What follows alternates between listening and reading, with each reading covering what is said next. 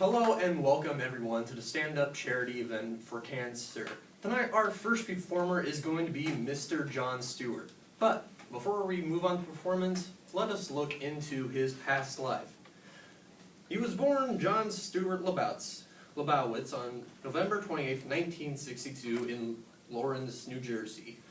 Growing up in a Jewish middle-class family, he was subject to anti-Semitic slurring and bullying. He even recalled one time getting punched out at a bus stop. But when he was around 12, his parents, Donald and Marion, were divorced. John never did like his dad that much anyway. His dad also reportedly never seen his son perform at any of his stand-up shows or any shows in general. He graduated from Lawrence High School in 1980 and earned a BA degree in physiology from William and Mary College. But he said that going to William and Mary College was an unhappy experience. But he did enjoy playing for his soccer team, who still gives out the Lebo Award for the team clown. After college, he moved back to his hometown where he had two rather odd jobs. The first one being where he would put on puppet shows about handicapped people to children at schools.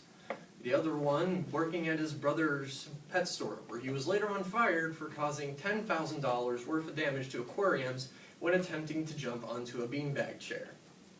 There you go. He then moved to Hamilton, New Jersey in 1986, where he tossed many jobs around, from working to the state to being a bartender and playing on the company softball team. But while doing this, he realized, is this what I want to be doing for the rest of my life? This is when he decided to pursue his passion of being a stand-up comedian. Though his mom never supported him on this idea, he did his first stand-up act in a downtown New York club. His first stand-up show got great reviews, and in his second one, he dropped his last name and changed it just to Jon Stewart. First off, it was hard for the DJ to announce him, and second, he didn't want the last name to remind him of his past troubled childhood.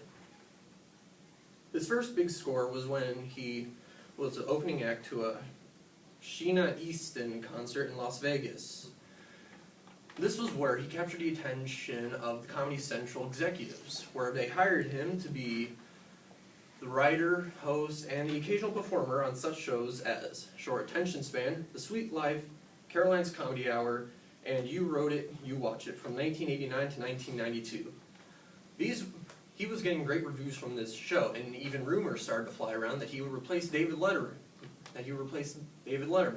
but that position was eventually turned over to Conan O'Brien. After a while, John had a show on MTV called, The Jon Stewart Show.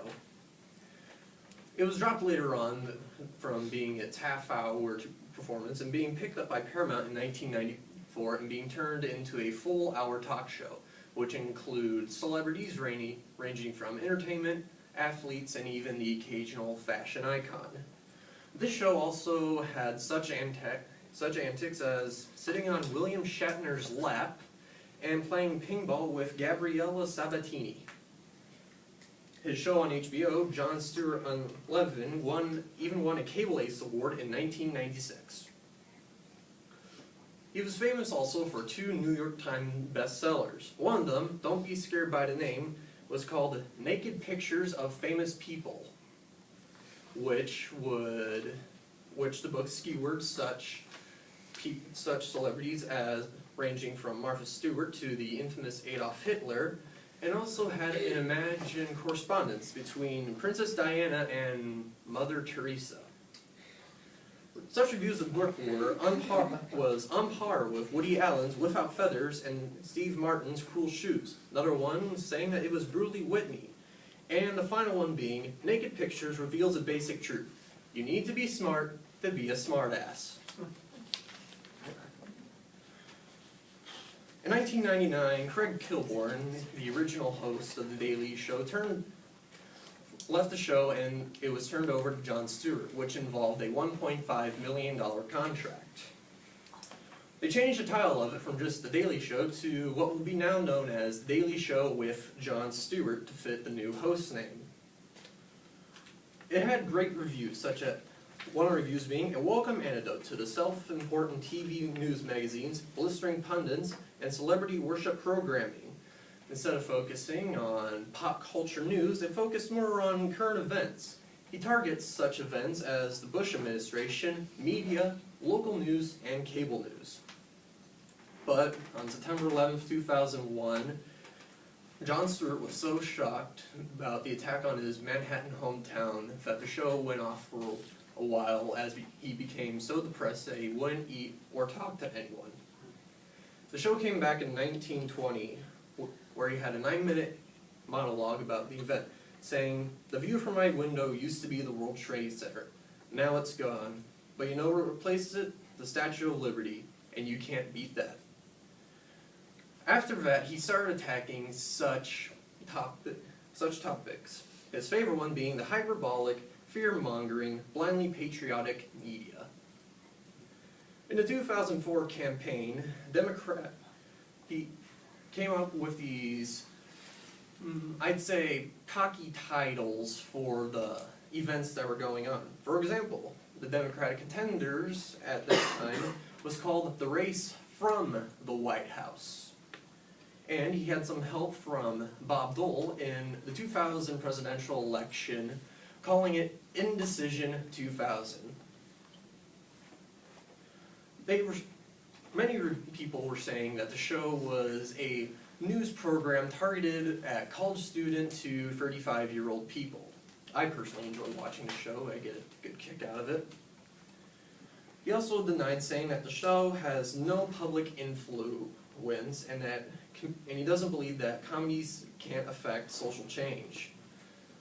The amount of people that view the show is around 1 million, which is much higher from the 3,500,000 that you used to watch when Craig Kilborn was host.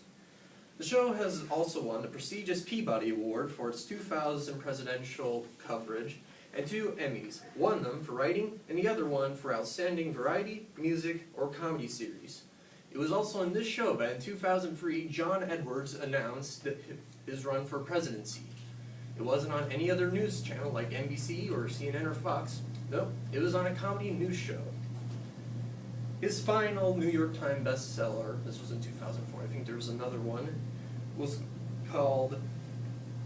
in 2004 during the presidential race, where Jon Stewart and his fellow writers wrote, "The Daily Show with Jon Stewart presents America, the Book, a citizen's guide to democracy in action," which was a sarcastic look at the American government, which took on the role of a high school social studies textbook. It has such chapter titles as The Founding Fathers, Young, Gifted, and White.